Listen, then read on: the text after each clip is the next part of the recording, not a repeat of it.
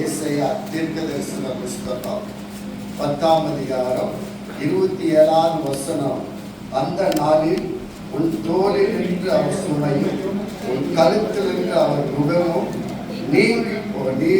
நீக்கப்படும். அபிஷேகத்தினாலே நுகங்கள் முறிந்து போகும். அல்லேலூயா. காலையில இந்த வேத வசனத்தின் பிரகாரம் நம்மளை கர்த்தர் ஆசீர்வதிப்பாராம். ஆமென். அல்லேலூயா. அப்பனா இந்த அபிஷேகம் என்ன செய்யுமாமா? நம்மளுடைய நுகங்களை எல்லாம் முறித்து போடுவோம். நுகம் அப்படின்னா நீங்க பார்த்தீங்கன்னா மாடு பார்க்குறீங்களா?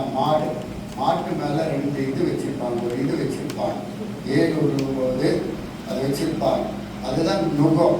அதே போல நம்ம வாழ்க்கையில் அநேக நுகங்கள் இருக்கலாம். பிரச்சனை என்ற நுகங்கள் இருக்கலாம், பாடு என்ற நுகங்கள் இருக்கலாம். இந்த பிரச்சனையே மேற்கொள்ள முடியாதபடி அநேக நுகங்கள் உங்களை அழுத்தி கொண்டு இருக்கலாம். உங்கள் வாழ்க்கையில முன்னேறக்கூடாதபடி அநேக பிசாசானவர் நுகங்களை கொடுத்து உங்களை வாழ்க்கை முன்னேறி செல்லக்கூடாதபடி, தேவனை மேல நோக்கி பார்க்காதபடி அநேக நுகங்களை பிசாசானவர் சபைக்கு கொடுக்கிறார். ஆனால் அந்த நுகங்கள் முறிந்து போக என்னவென்றுமென்றால் பரிசுத்த ஆவியானவருடைய அபிஷேக தேவையாக இருக்கிறது. எல்லாரும் சொல்லுங்க, பரிசுத்த ஆவியானவருடைய அபிஷேக தேவை. எல்லாரும் சொல்லுங்க பார்க்கலாம். பரிசுத்த ஆவியானவருடைய அபிஷேக தேவையா இருக்கு. அதான் வேதம் சொல்லுவது பாருங்க, அபிஷேகத்தினாலே நுகங்கள் முறிந்து போகும் என்று வாசிக்கிறோம். அப்புறம் நமக்கு வருகிற பேர்பட்ட நுகங்கள், கிறிஸ்துவ வாழ்க்கை என்பது அநேக பாடுகள் நிறைந்த ஒரு வாழ்க்கை, பாடுகளை சுமக்கிற ஒரு வாழ்க்கை.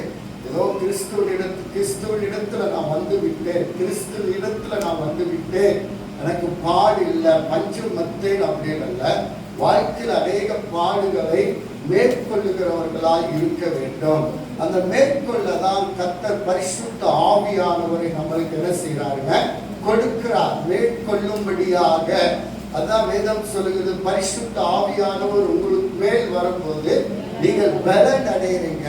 அப்ப அந்த பரிசுத்த ஆவியானவர் தான் நம்மளை பலனை தருகிறார். சத்துவத்தை மேற்கொள்ள, பிரச்சனையை மேற்கொள்ள கர்த்தருடைய ஆவியானவர் நம்மளுக்கு என்ன செய்யறாங்க? பலனை தருகிறவராக இருக்கிறார். அதான் வேதத்தை நீங்க வாசித்து அப்போஸ்தலர் புஸ்தகம் 10ஆம் அதிகாரம் 38ஆம் வசனம் சொல்லுகிறது. நீங்க எடுத்து வாசிங்க. 10:38 சொல்லுகிறது. எடுத்துக்கொள்ளுங்க. 10:38 சொல்ல வாசிங்க. நசரேயனாகிய இயேசுவை தேவன் பரிசுத்த ஆவியினாலே, எல்லாரும் சொல்லுங்க, பரிசுத்த ஆவியினாலே. எல்லாரும் சொல்லுங்க பார்க்கலாம். பரிசுத்த, நல்ல சத்தமா தான் சொல்லுங்களேன், கொஞ்சம் சத்தமா சொல்லுங்க. பரிசுத்த ஆவியினாலும் வல்லமையினாலும் அபிஷேகம் பண்ணினார். அப்போ இயேசு இந்த பூமியில 3 கால ஊழியத்தை செய்த போது அவருக்கு அநேக பாடுகளை அவர் மேற்கொண்டார், சிலுவையை மேற்கொண்டார். இப்படியெல்லாம் அதெல்லாம் பலனை தரதா பரிசுத்த ஆவியானவர் அவர் மேல இறங்கி வந்தார் என்று பார்க்கிறோம். அவர் தான் ஞானஸ்தானம் எடுத்த உடனே பாருங்க, யோவான் ஸ்தானகரிடத்துல என்ன போய் யோர்தானில ஞானஸ்தானம் எடுத்த உடனே வானம் திறக்கப்பட்டது. இவர் என் நேசகுமாரன், இவர் மேல் நான் பிரியமாக இருக்கிறேன். இவர் மேல் என்ன வந்ததுங்க? பரிசுத்த ஆவியானவர் புறாவை போல என்ன செய்தாருங்க? இறங்கி வந்தார். இறங்கி வந்த உடனே ஆவியானவர் எங்க கொண்டு போனாருங்க? வனாந்தரத்திற்கு கொண்டு போனார். அவர் பாடுகளை சுமக்க பரிசுத்த ஆவியானவர் அவருக்கு பலனை கொடுத்தார். இந்த பூமியில 3 ஆண்டு கால ஊழியத்தை செய்த போது அவர் பரிசுத்த ஆவியினால வல்லமையினால என்ன செய்தாருங்க?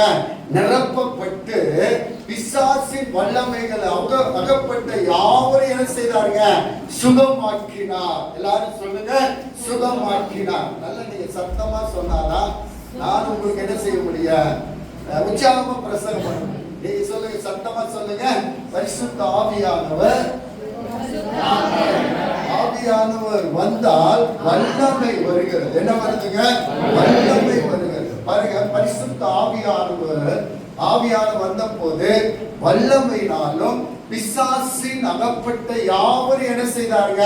குணமாக்கினார், அற்புதங்களை செய்தார். அப்ப இயேசு 3 ஆண்டு கால ஊழியத்தை செய்த போது அநேக பாடுகள் சுமந்தார், துக்கங்களை சுமந்தார், கல்ல எடுத்து அடிக்க துரத்தினார்கள், அநேக பாடுகளை சுமந்தார்.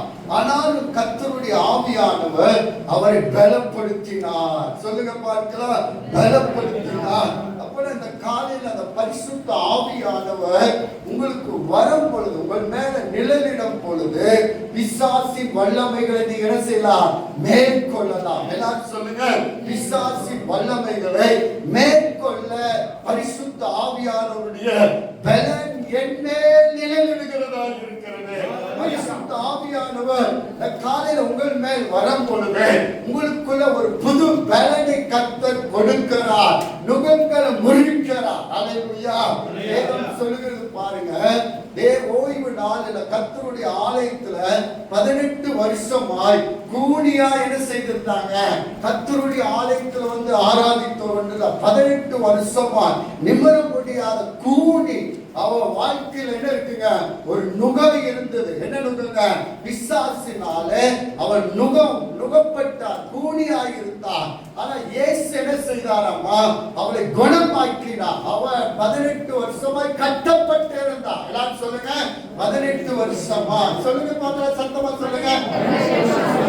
18 வருஷமா ஆலயத்துக்கு வந்தாங்க, ஆராதித்தாங்க. ஆனா கூனி கட்டப்பட்ட அந்த வசனத்தை நீங்க வாசித்து பார்த்தா அவன் பிசாசினால் என்ன செய்யப்பட்டிருந்தா? கட்டப்பட்டிருந்தா. உடனே இயேசு அவளை என்ன செய்தார்? குணமாக்கினார். கூனியா இருந்த அவளை கர்த்தர் நிமிர செய்தார். அல்லேலூயா. அப்பனா அவர் மேல இருந்த அபிஷேகம் நுகங்கள் முறிக்கப்பட்டது. அந்த கூனியா இருந்த மகளை நிமிர்ந்து ஆராதிக்க செய்தது என்று பார்க்கிறோம். இந்த காலையில நம்ம ஆராதிப்பது நல்லது. எதனால, எப்படி ஆராதிக்கணும் அப்படின்னா, இந்த பரிசுத்த ஆவியினால நிரப்பப்பட்டு ஆராதிக்கப்பட வேண்டும். அல்லேலூயா. அந்த பரிசுத்த ஆவியினால நீங்க நிரம்பி கர்த்தரை ஆராதிக்க வேண்டும். ஏதோ உங்களை நடத்துகிறவர்கள், ஆராதனை நடத்துகிறவர்கள் உங்களை லீட் பண்ணக்கூடாது. அது நீங்க அப்படி பண்ணக்கூடாது. நான் கர்த்தரோடு கூட என்ன செய்வேன்? இணைத்திடுவேன். நான் அவரோடு கூட என்ன செய்திருவேன்? இணைந்து ஆராதிப்பதுதான் ஆராதனை. அல்லேலூயா. இந்த ஆராதனையில தான் கர்த்தருடைய ஆவியானவர் உங்களை நிரப்புவார். பரிசுத்த ஆவியினால நிரப்பப்படுவீர்கள். அல்லேலூயா. நீங்க கர்த்தருடைய இந்த ஆலயத்துக்கு வரும்போது உங்களுக்குள்ள இருக்கிற நுகங்கள் முறிக்கப்பட வேண்டும். ஆமென் தான் சொல்லுங்க. ஆமென். நீங்க அமைதியா இருந்தாலும் என்னங்க? உங்களுக்கு நுகம் வாய் திறக்காதபடி என்ன இருக்கு? நாங்க வாயை திறந்து சொல்லணும், எஸ் ஆமென் அப்படின்னு சொல்லணும். அப்ப சொல்லும் போதுதான் நம்மளுக்கு இருக்கிற நுகங்களை கர்த்தர் உடைக்கிறார். ஆமென் சொல்லும் பொழுது அது அப்படியே கர்த்தர் செய்வார். அல்லேலூயா. அப்ப கர்த்தரை ஆராதிக்கிற பிள்ளைகள் ஏதோ ஒரு நுகத்தோடு இருக்கக்கூடாது. சொல்லுங்க பார்க்கலாம். அப்படியே வந்து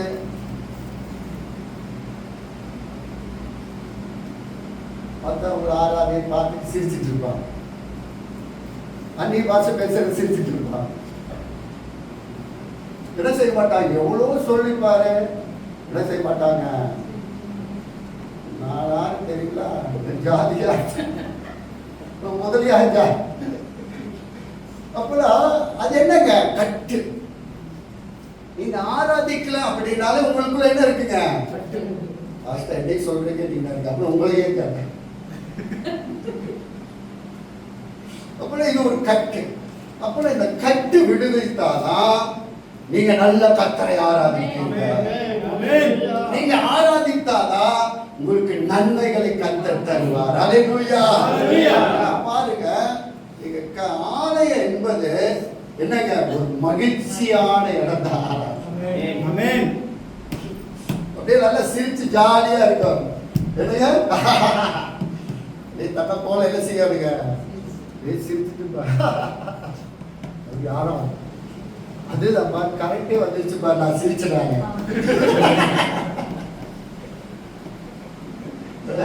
பாருங்க, அதுதான் வாழ்க்கை, அதுதான் கிறிஸ்துவ வாழ்க்கை, ஆவிக்குரிய வாழ்க்கை, அபிஷேகம் நிறைந்த வாழ்க்கையை கர்த்தர் நம்மிடத்துல எதிர்பார்க்கிறார். அல்லேலூயா.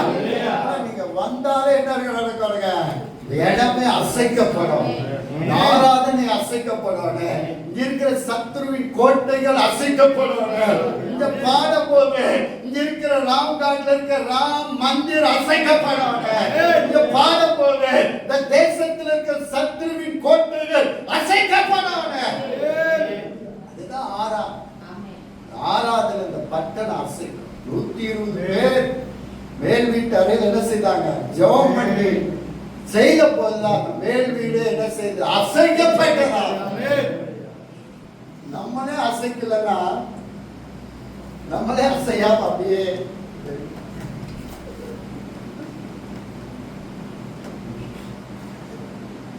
நம்மளே அசைதான் இங்க தேசத்தை நம்ம அசைக்கணும். நம்மளே அசைதான் இந்த தேசத்தை நம்ம எப்படி அசைக்கணும். லாஸ்டே வாங்க, அன்பான சகோதரே சகோதரிகளே, நீங்க எப்படி இருக்கீங்க, நல்லா இருக்கீங்களா? இல்ல பாஸ்ட் ரைட் தூங்கல போல தெரியுது. நம்ம அசைத்தாதான் இந்த தேசம் அசைக்கப்படும், பட்டணம் அசைக்கப்படும், நம்ம தெருவு அசைக்கப்படும். நம்மளே அசைல அப்படி இல்ல, தேசம் அசைக்கப்படும். பாருங்க, வேதத்திலிருந்து சில சத்தியங்களை நான் உங்களுக்கு சுட்டி காட்ட விரும்புகிறேன். முதலாவது சத்தியத்தை நாம் எடுத்துக்கொள்வோம். எல்லாரும் யாத்திராகம் புஸ்தகத்தை எடுத்துக்கொள்வோம். யாத்திராகம் புஸ்தகம் 1ஆம் அதிகாரம் 11ஆவது வசனத்தை நீங்க வாசிங்க. 1:11 வாசிங்க. 1:11 வாசிங்க. அப்படியே அவர்களை சுமை சுமைக்கிற வேலையினால் ஒடுக்கும்படிக்கு அவர்கள் மேல் விசாரணைக்காரரை வைத்தார்கள். ஆமை, ஒடுக்கும்படிக்கு விசாரணைக்காரனை வைத்தார்கள். அப்பனா இஸ்ரவேல் ஜனங்களை கர்த்தர் எதற்காக வச்சாங்க? எதற்காக? கர்த்தரை ஆராதிக்கும். இந்த ஜனங்கள் எனக்கென்று நான் என்ன செய்தேன், ஏற்படுத்தினேன். இவர்கள் என் துதி என்ன செய்யணுங்க, சொல்லி வரும். அதுக்குதான் கர்த்தர் இஸ்ரவேல் ஜனங்களை என்ன செய்தாருங்க, தெரிந்து கொண்டார். என் ஜனங்கள் என் துதியை செலுத்துவார்கள் என்று. ஆனா இவர்கள் பாருங்க, எகிப்துக்கு போயிட்டாங்க. எகிப்தின் ராஜா வந்த போது அவர்கள் பெருக்கத்தை பார்த்து என்ன செய்தார்னா, அவர்கள் சுமை சுமக்கும்படியாக கர்த்தரை ஆராதிக்க கூடாதபடிக்கு அவர்கள் மேல என்ன இருந்ததுங்க, நுகங்களை போட்டுட்டாங்க. அப்புறம் அந்த தேசத்துல பாருங்க, கர்த்தரை ஆராதிக்க கூடாதபடிக்கு அநேக சட்டங்களை கொண்டு வருகிறார். பார்வோன் சட்டங்களை கொண்டு வருகிறார். ராஜ்யம் பண்ணுகிறவர்கள் என்ன செய்யறாங்க, சட்டங்களை கொண்டு வருகிறார். கர்த்தரை ஆராதிக்க கூடாது, கர்த்தரை ஜனங்கள் உயர்த்த கூடாதுன்னு சொல்லி கலை சபைகளை இடிக்கிறார்கள், சபைகளை துன்பப்படுத்துகிறார்கள்.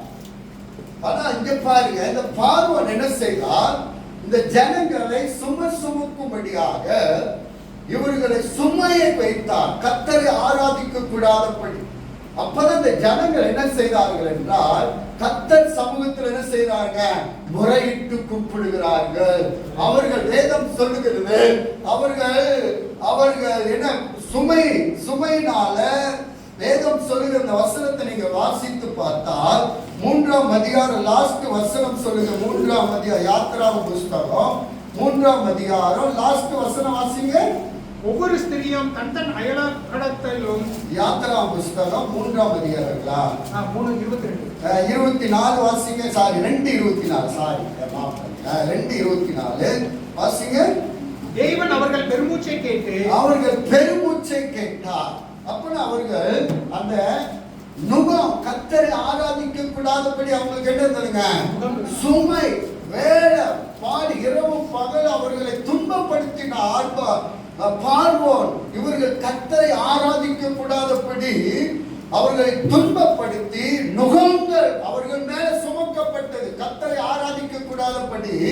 அப்பொழுது அந்த ஜனங்கள் என்ன செய்தார்கள் என்றால், தேவனை நோக்கி என்ன செய்தார்கள், பெருமூச்சு விட்டு கூப்பிடுகிறார்கள். ஆண்டவரே, இப்படிப்பட்ட நுகங்கள் எங்கள் வாழ்வில் இருக்கிறது, இந்த நுகங்கள் மாற வேண்டும் என்று சொல்லி தேவ சமூகத்தில் என்ன செய்யறாங்க, பெருமூச்சு விடுகிறார்கள். தேவ சமூகத்தை நோக்கி நோக்கி பார்க்கிறார். அப்பொழுதுதான் கர்த்தர் சொல்றார் பாருங்க, நான் தம் ஆபிரகாமோடு ஈசாக்கோடு யாக்கோபோடு செய்த உடன்படிக்கை நினைவு கூர்ந்து தேவன் இஸ்ரவேல் புத்திரரை கண்ணோக்கினார், தேவன் அவர்களை நினைவு கூர்ந்தார் என்று பார்க்கிறோம். அல்லேலூயா. ஜனங்களை கர்த்தர் பெருமூச்சை கேட்டு என்ன செய்தார்? நினைவு கூர்ந்தார். நினைவு கூர்ந்துதான் கர்த்தர் யாரை அனுப்பினாருங்க? மோசேயை கர்த்தர் அனுப்பினார். அப்பதான் மோசேக்கு ஒரு நுகம் இருந்தது. அவர் என்னங்க, மாமனார் வீட்டுல போய் என்ன செய்து கொண்டிருந்தாருங்க? ஆடு மேய்ச்சு கொண்டிருந்தார். கர்த்தரை ஆராதிக்கவில்லை.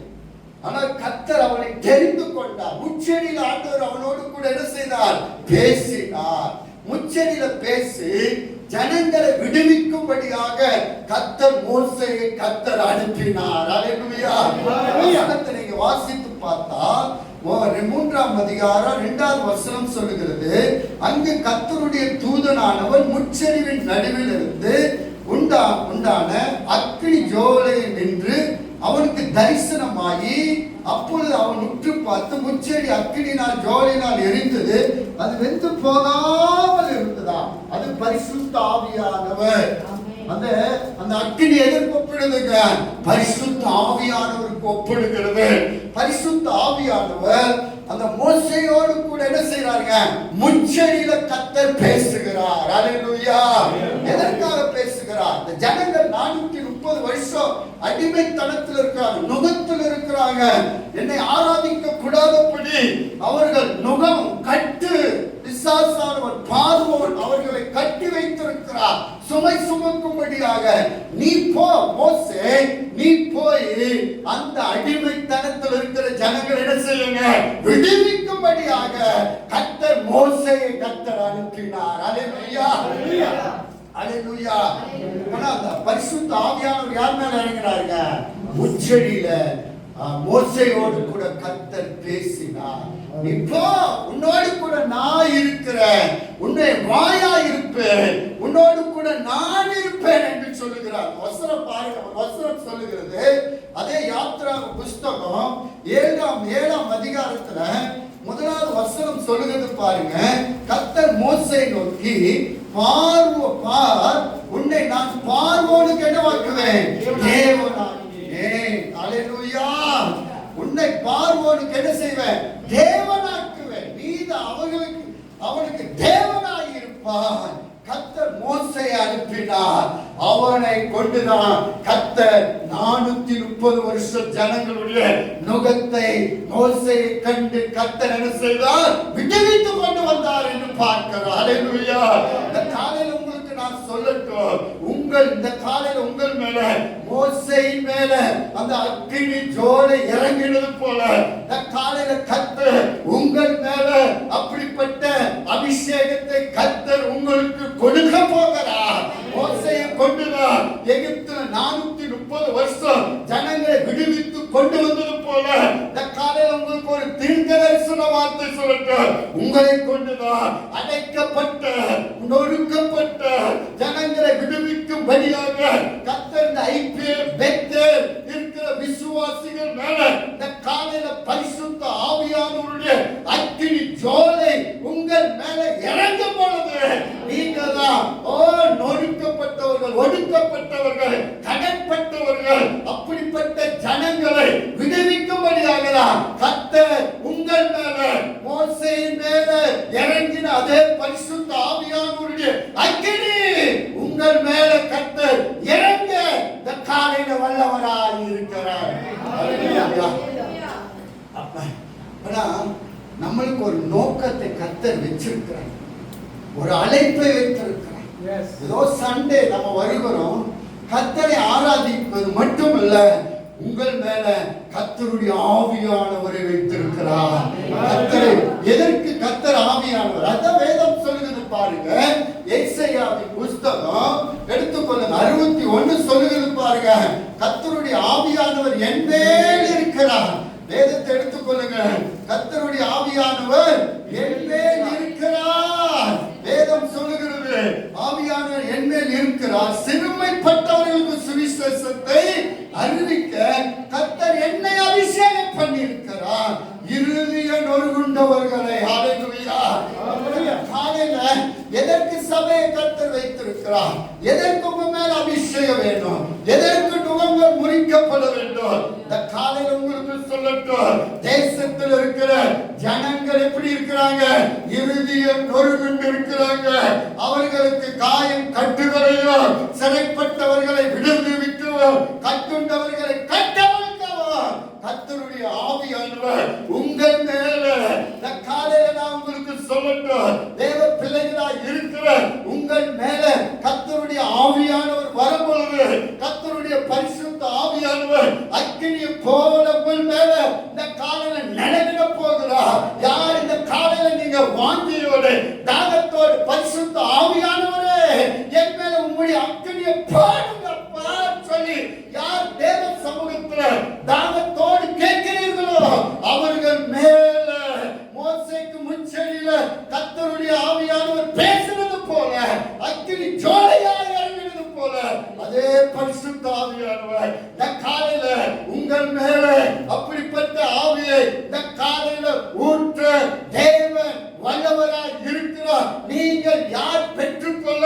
இந்த காலையில தாகமா இருக்கிறீர்களோ அவர்கள் மேலதான் உங்களுடைய தேவனுடைய அளவில்லாத அபிஷேகத்தை கர்த்தர் தருகிறவராய் இருக்கிறார். பாஸ்டர், இன்னும் நான் கர்த்தரை ஆராதிக்க முடியல, இன்னும் கர்த்தரை துதிக்க முடியல, நான் என் வாய் கட்டப்பட்டிருக்கிறேன் என்றால் அந்த நுகத்தை முறிக்கிறார். இந்த காலையில பரிசுத்த ஆவியானவருடைய அக்கினி உங்கள் மேல இறங்குகிறதா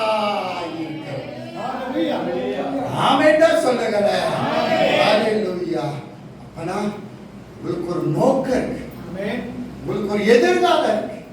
இல்ல பாஸ்டர், என்னோட எதிர்காலம் டிரைவிங் பண்றேன், என்னோட எதிர்காலம் சமையல் பண்றேன், என்னோட எதிர்காலம் ஆபீஸ்ல வேலை செய்யறேன், எல்லாம் இருக்கட்டும். இதை விட உங்களுக்கு ஒரு பெரிய எதிர்காலத்தை கட்ட வைத்திருக்கிறார். உங்கள் மேல அபிஷேகத்தை வைத்திருக்கிறார். இந்த காலையில நம்ம சபை 1000மாய் மாற வேண்டும், லட்சமாய் மாற வேண்டும், லட்ச ஜனங்கள் கர்த்தரை ஆராதிக்க வேண்டும். மோசேயை பார்த்து சொல்ல, நீதான் பார்வோன் கனவா இருக்க, தெய்வமாய் இருக்க, தெய்வனாய் இருக்க.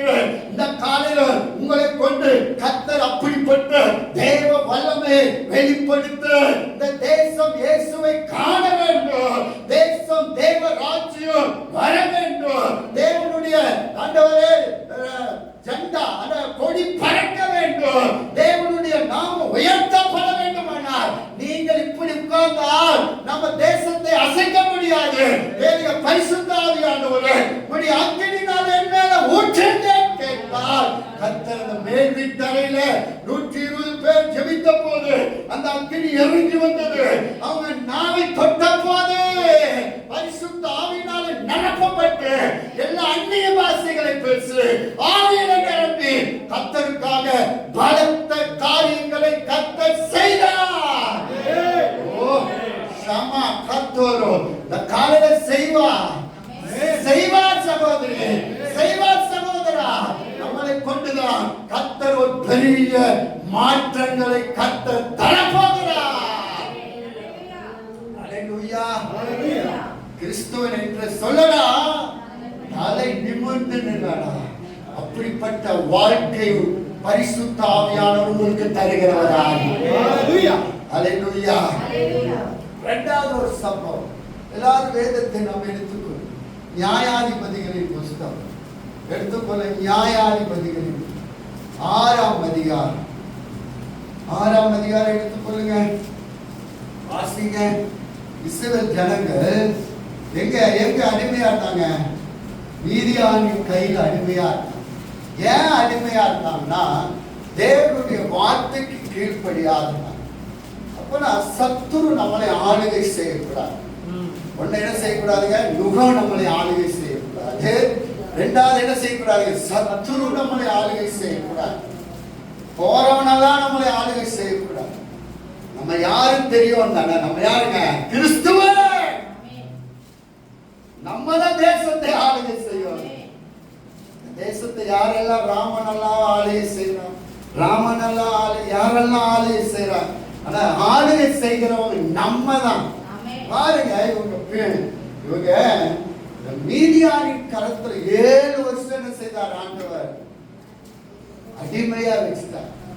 அப்ப எப்ப நம்ம கர்த்தருடைய வார்த்தைக்கு கீழ்ப்படியலையோ, கர்த்தருடைய செவிக்கு கீழ்ப்படியலையோ, அப்ப நீங்க யாருக்கு அடிமையா இருக்கீங்க? சத்துருவின் கையில் அடிமையா இருக்கு. சத்துரு உங்களை ஆளுகை செய்வார். அப்படி உங்களை யார் ஆளுகை செய்யணுங்க? சொல்லுங்க, தேவன் ஆளுகை செய்யணும். தேசத்துல ஆளுகை செய்கிறவங்க யார் என்ன இல்லைங்க? உண்மை இல்லை. அதாவது ஆளுகை செய்யறவங்க பேச்சு யாரும் என்ன செய்ய மாட்டாங்க? கேட்க மாட்டாங்க. ஏன்னா அவங்க கொள்ளக்காரன், ஏமாத்தக்காரன். பாருங்க, என்ன செய்யறான்? தேவனுடைய வார்த்தை கீழ்ப்படியால் 7 வருஷம் மீதியானின் கரத்தில் இஸ்ரவேல் ஜனங்கள் பயப்படுறாங்க. கோதுமை என்ன செய்யறதுங்க? கோதுமை விவசாயம் பண்றது பயப்படுறாங்க. அவர்களை பார்த்து கொகையிலும் வேதம் சொல்லுது பாருங்க. வசனம் வாசிங்க. நியாயாதிபதிகளின் புஸ்தகம் 6ஆம் அதிகாரம் வேதம் சொல்லுகிறது. எடுத்துட்டீங்களா? வாசிங்க. கொகையிலும் எங்கெங்கெல்லாம் வந்துட்டாங்க? மீதியானின் கை இஸ்ரவேலிலே பலத்து கொண்டபடியால் இஸ்ரவேல் புத்திரர் மீதியானியர் நிமித்தம் தங்களுக்கு மலைகளில் உள்ள கெபிகளையும் குகைகளையும் அரணான ஸ்தலங்களையும் அடைக்கலங்களாக ஆமென். எங்க போய் இருக்கிறாங்க? கொகையில. தேவ பிள்ளைகள் எங்க இருக்கணுங்க? இங்கதான் இருக்காங்க. நல்ல ராஜ்யம் பண்ணுகிற இடத்துல. இவர்கள் மீதியா சத்துருவை பார்த்து பயப்பட்டு கொகையிலும், வேதம் சொல்ல கொகையிலும், அப்புறம் மலைகளும் கெபிகளும் என்ன செய்தாங்க? அடைக்கலமாய் ஒளிந்து கொண்டு. ஏன் அப்படின்னா வேதத்தை நீங்க வாசிங்க. 5ஆம் வசனம் வாசிங்க சிஸ்டர். என்ன சொல்லுது? 5 வாசிங்க. அவர்கள் தங்கள் மிருக ஜீவன்களோடு கூடாரங்களோடு வெட்டுக்கிளிகளை போல எப்படி வருவாங்களாமா? அவர்களும் அவர்கள் ஒட்டகங்களும் எண்ணி முடியாததாய் இருக்கும். இந்த பிரகாரமாக தேசத்தை கெடுத்து விட அதிலே வருவார்கள். ஆமென். தேசத்தை கெடுக்க அதிகமாய் வருவாங்க. ஒரு சத்துரு நீங்க எப்ப பாவம் செய்து தேவ வார்த்தைக்கு கீழ்ப்படியல அப்படின்னா உங்களுக்கு என்ன வந்துருதுங்க? நுகம் வந்துருது. சத்துருவின் கையில நீங்க என்னவா இருக்கீங்க? என்ன பண்றீங்க? அடிமையா. சத்துரு உங்களை ஆளுகை செய்கிறார். நீங்கள் யாருடைய ஆளுகையின் பிள்ளை? தேவனுடைய பிள்ளை. அப்ப தேவ பிள்ளைகள் நீங்க நினைக்கும் நம்ம பாவம் செய்யக்கூடாது. விபச்சாரம், வேசித்தனம், விக்கிர ஆராதனை, இதெல்லாம் நம்ம என்ன செய்யறோம்? தேவனுக்கு விரோதமான பகைக்குள்ள போகிறோம். ஏன் சத்துருக்கு நாம் அடிமை ஆறோம்னா சத்துருவுடைய கையில நம்ம என்ன செய்யறோம்? அகப்படுகிறோம். விபச்சாரம், வேசித்தனம், விக்கிர ஆராதனை, இதெல்லாம் தேவனுக்கு என்னவா இருக்குங்க? அருவருப்பா இருக்கிறது. எப்ப நீங்க அதுல போய் உள்ள போறீங்கன்னா வைங்க, உள்ள போயிட்டு வைங்க, நீங்க எதுக்கு அடிமை? சத்துரு உங்களை ஆளுகை செய்வார். இதான் கர்த்தருடைய வார்த்தை சொல்லுகிறது.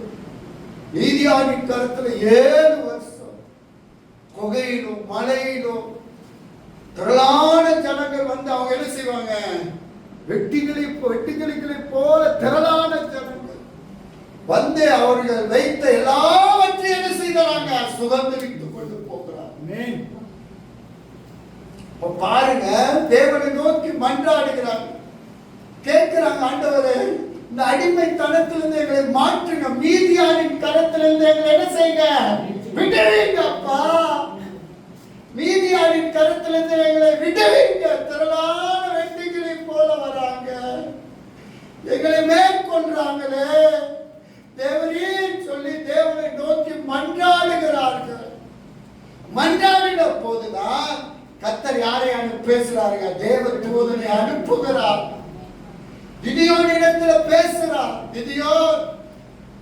கிதியோன் இடத்துல வசனத்தை வாசிங்க பார்க்கலாம். வேதம் சொல்லுகிறது பாருங்க.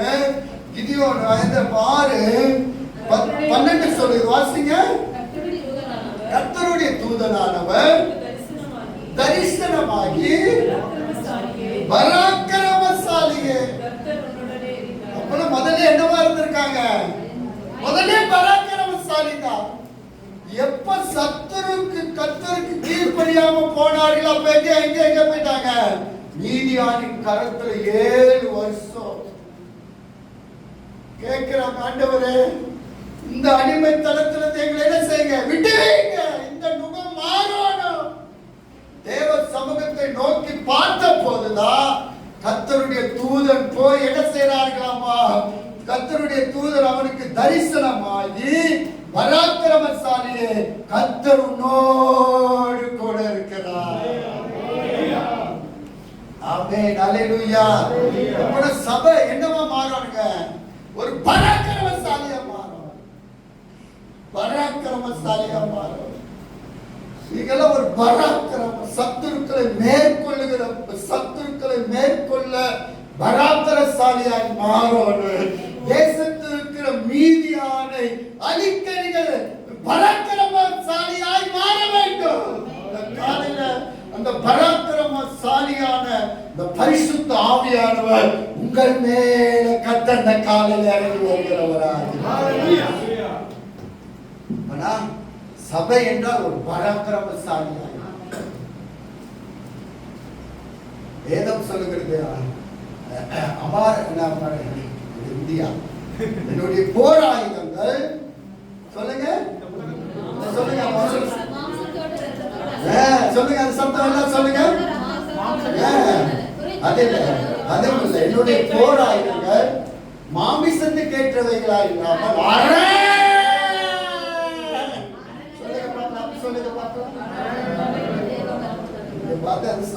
சாப்பிடா நிரூபணமாக்க தேவ பலன் எனக்குள்ள. நீங்க எல்லாம் பலசாலிங்க. பலசாலினா எப்படி இருக்கும்? அப்படியே சர்ச்சில் நடக்கிறது ஒரு ஸ்டைலே மாறும். நம்ம எல்லாம் போய் ஆராதிக்கணுமா, சர்ச்சுக்கு போகணுமா, 9 மணிக்கு போகணுமா, ஒரு சர்ச்சினாலே ஒரு பராக்கிரமசாலியா மாறும். அப்படியே ஸ்டைல் அப்படியே உட்காரும் போது சேனல் சேனலே நல்ல ஸ்டைல் அப்படி பராக்கிரமசாலி நல்லா நிமிர்ந்து கர்த்தரை ஆராதிக்கணும். நிமிர்ந்து கர்த்தரை உயர்த்தணும். நம்ம பராக்கிரமசாலியை கர்த்தர் வைத்திருக்கிறார். அல்லேலூயா. சபை நீங்கெல்லாம் சாதாரணமான பஞ்சம் இல்ல, நம்ம புஷ்பம் இல்ல. ஆண்டவர் சொல்றாங்க, அந்த பவுலை பார்த்து சொல்றாரு, என்ன சொல்றாரு? நீ என்ன கல், என்ன சொல்றாருங்க? சட்டான். நீ கல் சொல்ற. பேதுரு பார்த்து சொல்ற, நீ இந்த கல்லின் மேல் என் சபையை கட்டுவாய், பாதாளங்கள் மேற்கொள்வதில்லை. காலையில நம்மளை கர்த்தர் அப்படிதான் அழைத்திருக்கிறார். உங்களை தெரிந்து கொண்ட நோக்கம் அதுதான். நம்மளை அழைத்த நோக்கம் அதுதான். இந்த காலையில உங்களுக்கு ஒரு தீர்க்க தரிசன வார்த்தை சொல்லட்டும். நீங்க பராக்கிரமசாலிகள், பட்டணங்களை அசைக்கிற பராக்கிரமசாலிகள், தேசத்தை அசைக்கிற பராக்கிரமசாலிகள். உங்களை கொண்டுதான் கர்த்தர் மீதியானின் கையிலிருந்து ஜனங்களை விடுவிக்க கர்த்தர் உங்கள் மேல பரிசுத்த ஆவியானவருடைய அப்படிப்பட்ட பலனை கர்த்தர் நம்மளுக்கு கொடுக்கிறார். ஆனால் நீங்க சொல்லக்கூடாது பலவீனன், பலவீனன் பலவான். என்னை பலப்படுத்துகிற கிறிஸ்துவினாலே பலனுள்ள ஆவியை கொடாமல் பலமும் அன்பு தெரிந்த புத்தி என்னை பலப்படுத்துகிற கிறிஸ்துவினால் எல்லாவற்றையும் செய்ய பலனை கர்த்தர் உங்களுக்கு கொடுக்கிறார். அல்லேலூயா. சொல்லுங்க அல்லேலூயா. சொல்லுங்க அல்லேலூயா. சொல்லுங்க அல்லேலூயா. அல்லேலூயா. இப்படிப்பட்ட பலனை கர்த்தர் உங்களுக்கு. இல்ல பாஸ்டர், ஹார்லிக்ஸ் குடிச்சாதான் பாஸ்டர் எனக்கு ஒரு பலன் வரும், குடிச்சாதான் பலன். ஆட்டுப்பால் கழுதப்பால் இதை குடிச்சாதான். ஆனா இன்னொரு பலன் இருக்கு. பரிசுத்த ஆவியானவருடைய உன்னத பலத்தினாலே கர்த்தர் உங்களை நிரப்புவார், உங்களை நிரப்புவார், உங்களை நிரப்புவார். நீங்க பராக்கிரமசாலியாய் மாற வேண்டும். இந்த பட்டணத்துக்கு நீங்க தான் பராக்கிரமசாலி, இந்த தேசத்துக்கு நீங்க தான் பராக்கிரமசாலி. ஐபிஎஸ் பெற்று சர்ச்சு விசுவாசிகள் நீங்கள் தான் இந்த தேசத்துக்கு கர்த்தர் அம்மீதியானின் கையில் ஜனங்களை விடுவிக்கும்படியாக கர்த்தர் காலையில் உங்களை பராக்கிரமசாலி, பராக்கிரமசாலியா.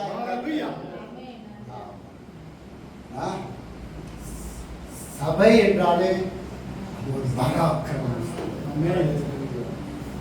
பிரச்சனை, பாடு, ப்ராப்ளம், ஐயோ இதெல்லாம் என்னை மேற்கொள்ள முடியாது, இதெல்லாம் எனக்கு பிரச்சனையா இருக்கு, இதெல்லாம் எனக்கு பிரச்சனையா இருக்கு, இதெல்லாம் எனக்கு பிரச்சனை. ஆனால் பரிசுத்த ஆவியானவர் சொன்னாரு, இந்த பிரச்சனை பார்க்கிறோம், உனக்குள் இருக்கிற நான் பராக்கிரமசாலியா.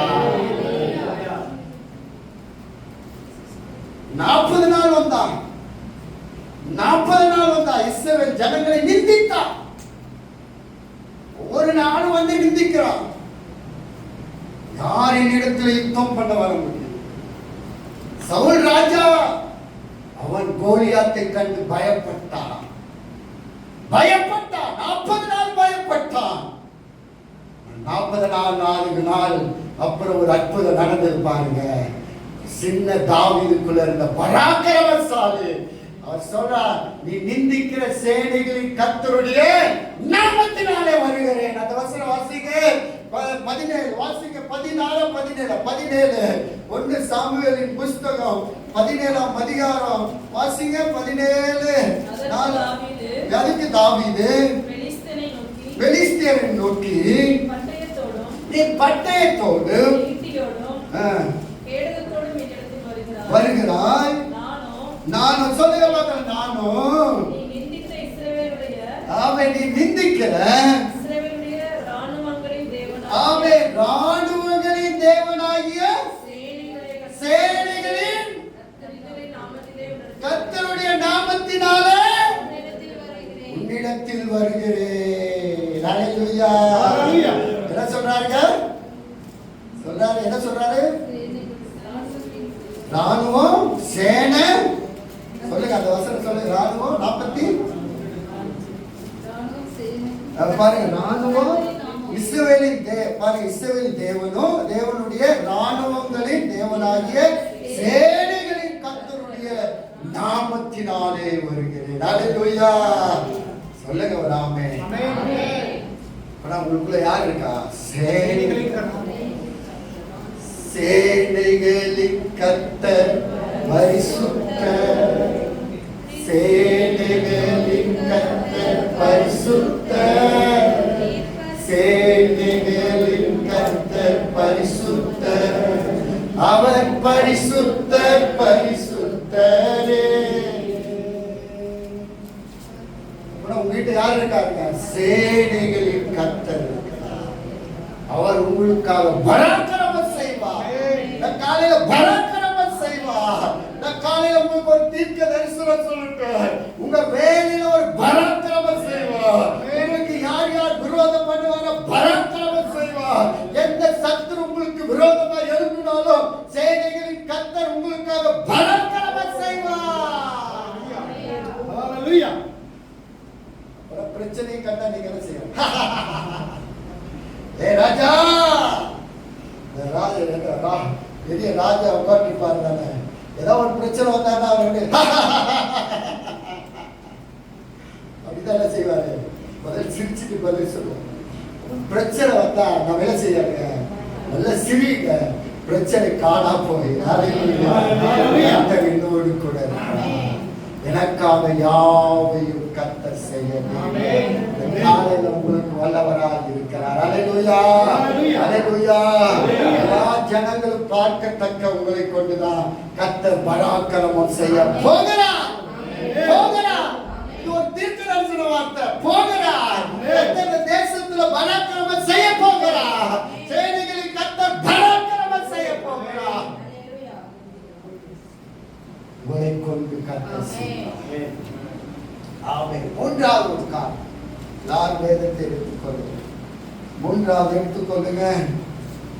அதே வேதத்தை கலாத்தியரின் புஸ்தகம், கலாத்தியர் 5:1 வாசிங்க. 5:1 வாசிங்க. ஆனபடியினாலே நீங்கள் மறுபடியும் அடிமைத்தனத்தின் நுகத்துக்கு உட்படாமல் கிறிஸ்து நமக்கு உண்டாக்கின சுயாதீன நிலையிலே நிலை கொண்டிருங்கள். ஆமென். அப்பனா ஆண்டவர் சொல்றாரு பாருங்க, நீங்க அடிமைத்தனத்தின் நுகம் அல்ல. இனி நம்ம என்னவா இருக்கக்கூடாதுங்க, அடிமைத்தனத்திலேயே இருக்கக்கூடாது, நுகத்தோடையே இருக்கக்கூடாது. ஆண்டவர் சொல்றாரு. அதான் ரோமர்ல வாசித்தான், ரோமர் 8:15 நீங்க வாசித்து பாருங்க. 8 ரோமரின் புஸ்தகம் 8ஆம் அதிகாரம் 15வது வசனம் சொல்லுங்க. வாசிங்க. 15 வாசிங்க. ஆமென். அந்தப்படி திரும்பவும் பயப்படுகிறதற்கு நீங்கள் அடிமைத்தனத்தின் ஆவியை பெறாமல் ஆமென் அப்பா பிதாவே என்று கூப்பிடுகிற புத்திர சுவிகாரத்தின் ஆவியை பெற்றிருக்கிறீர்கள். அல்லேலூயா.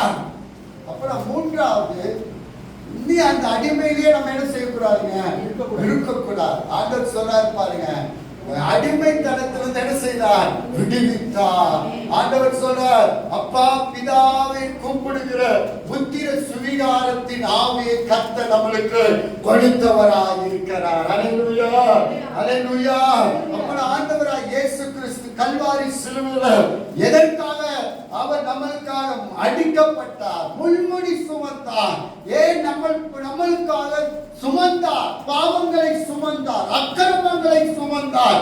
நம் அடிமைத்தனத்தை கர்த்தர் மாற்றினார். நம் அடிமைத்தனத்திலிருந்து தான் விடுவிக்கும்படிதான் கர்த்தர் நம்மளுக்காக கல்வாரி சிலுவையில் ஜீவனை கொடுத்தவராய் இருக்கிறார்.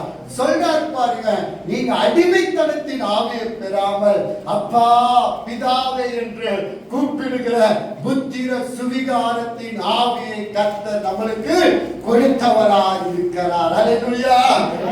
அவரை நாம் ஆராதிக்க வேண்டும், நல்ல கர்த்தரை உயர்த்த வேண்டும், நல்ல ஆவியில நிரம்பி கர்த்தரை மகிமைப்படுத்த வேண்டும்.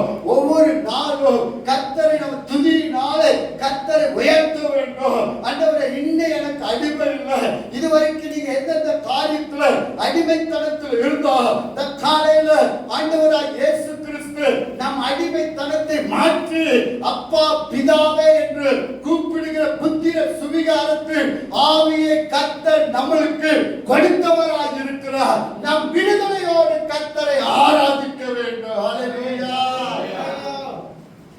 அதான் 2 புஸ்தகத்தில் நீங்க வாசித்து பார்த்தா, யோசேப்புக்கு விரோதமா என்ன செய்தாங்க, 3 தேசத்தின் ஜனங்கள் வந்த போது யோசேப்பு பயப்பட்டு தேசத்தின் ஜனங்களை கூப்பிட்டு ஜெபம் பண்ண போது கர்த்தருடைய ஆவியானவர் சொல்றார், என்ன சொன்னார்னா, நல்ல துதிக்கிறவர்கள் என்ன செய்யுங்க, யுத்தத்துக்கு முன்பாக நிறுத்துங்கள் என்று சொல்றார். வசனத்தை நீங்க வாசிங்க. 2 வசனம் எடுத்துக்கொள்ளுங்க. 20ஆம் அதிகாரம் எடுத்துக்கொள்ளுங்க. 20 எடுத்துக்கொள்ளுங்க. 2:4-20 வாசிங்க. இந்த வசனம் எடுத்தீங்களா? ஆமென். 20 வாசிங்க. 20 வாசிங்க. வாசிங்க. அவர்கள் அதிகாலமே எழுந்திருந்து தெக்கோவாவின் வனாந்தரத்துக்கு போக புறப்பட்டார்கள். புறப்படுகையில் யோசபாத் நின்று, யூதாவே, எருசலேமின் குடிகளே, கேளுங்கள், உங்கள் தேவனாகிய கர்த்தரை நம்புங்கள், அப்பொழுது நிலைப்படுவீர்கள். அவருடைய தீர்க்கதரிசிகளை நம்புங்கள், அப்பொழுது சித்தி பெறுவீர்கள் என்றார். அதை கீழே வாசிங்க. பின்பு அவர் ஜனத்தோட ஆலோசனை பண்ணி பரிசுத்தமுள்ள மகத்துவத்தை துதிக்கவும், ஆயுதம் அணிந்தவர்களுக்கு முன்பாக நடந்து போய் கர்த்தரை துதியுங்கள், அவர் கிருபை என்றும் உள்ளதென்று கர்த்தரை பாடவும் பாடகரை நிறுத்தினார். ஆமென். அல்லேலூயா. யாரை நிறுத்தினாங்க? பாடகர்களை நிறுத்தினார், துதி செலுத்துகிறவர்களை நிறுத்தினார். யுத்தத்துல நிறைய பேர் இருந்தாலும் யாரை நிறுத்தினாங்க? துதி செலுத்துகிறவர்களை நிறுத்தினார். துதித்த போது அங்க யார், தேசத்தின் ஜனங்கள் இங்க துதித்த போது அவர்களுக்கு விரோதமாக யுத்தம் பண்ணி என்ன செய்தார்கள்? மரித்து போயிட்டார்கள். அல்லேலூயா, அல்லேலூயா. காலையில மூன்றாவது நான் உங்களுக்கு சொல்றேன், இந்த பரிசுத்த ஆவியினால நிரப்பப்பட்டு நல்ல கர்த்தரை நாம் என்ன செய்யணுங்க? ஆராதிக்க வேண்டும். நல்ல விடுதலையோடு, மகிழ்ச்சியோடு, சந்தோஷத்தோடு ஆவியில நிரம்பி கர்த்தரை பாடி ஆராதித்து கொள்ளுங்க. துயரப்படுகிறவர் வேதம் சொல்லுகிறது பாருங்க, யாக்கோபின் புஸ்தகம் என்ன சொல்லுகிறது? துயரப்படுகிறவர்கள் பாக்கியவான்கள் சொல்லுகிறது. அவர்கள் கர்த்தரை என்ன செய்வார்களாமா? துதிப்பார்களாமா. அல்லேலூயா. இந்த வசனத்தை சொல்லி நான் முடிக்கிறேன். யாக்கோபின் புஸ்தகம் எடுத்துக்கொள்ளுங்க. யாக்கோபு 5 வாசிங்க. 5ஆம் அதிகாரம், 5ஆம் அதிகாரத்துல சொல்லுகிறது, வாசிங்க. ஆமென், ஆமென். 13 சொல்லுங்க. உங்களில் ஒருவன் வியாதிப்பட்டால், ஒருவன் துன்பப்பட்டால் ஜெபம் பண்ணுங்க. ஒருவன் மகிழ்ச்சியாயிருந்தால் சங்கீதம் பாடு. என்ன சொல்றாங்க? சங்கீதம் பாடு. கர்த்தரை நல்ல துதிங்க, ஆவில நிரம்பி துதிங்க, நல்ல அபிஷேகத்துல துதிங்க, நல்ல அந்நிய பாஷைகளை பேசி துதிங்க. இந்த காலையில் அப்படிப்பட்ட பரிசுத்த ஆவியானவருடைய அளவில்லாத ஒரு அபிஷேகத்தை கர்த்தர் உங்கள் மேல இந்த காலையில தருகிறவராய் இருக்கிறார். அல்லேலூயா, அல்லேலூயா. இந்த காலையில அர்ப்பணிப்பு. ஆண்டவரே, என்னை நிரப்புங்க என்று கேளுங்க. ஆவியில நிரப்புங்க. அந்நிய பாஷையில ஜெபம் பண்ணுங்க. கர்த்தருடைய ஆவியினால நிரப்பப்படுங்க. ஆண்டவரே, பலவீன நல்ல பலவான் என்று சொல்லுங்க. பராக்கிரமசாலி சொல்லுங்க. கர்த்தருடைய ஆவியானவர் என் மேல் இருக்கிறார் சொல்லுங்க. நீங்க நல்ல கர்த்தரை துதித்து ஆராதிக்கும் போது எல்லா கட்டுகளையும் கர்த்தர் உடைக்க தேவன் வல்லவராய் இருக்கிறார். தேவ சமூகத்தை நோக்கி பார்ப்போம். எல்லாரும் ஜெபம்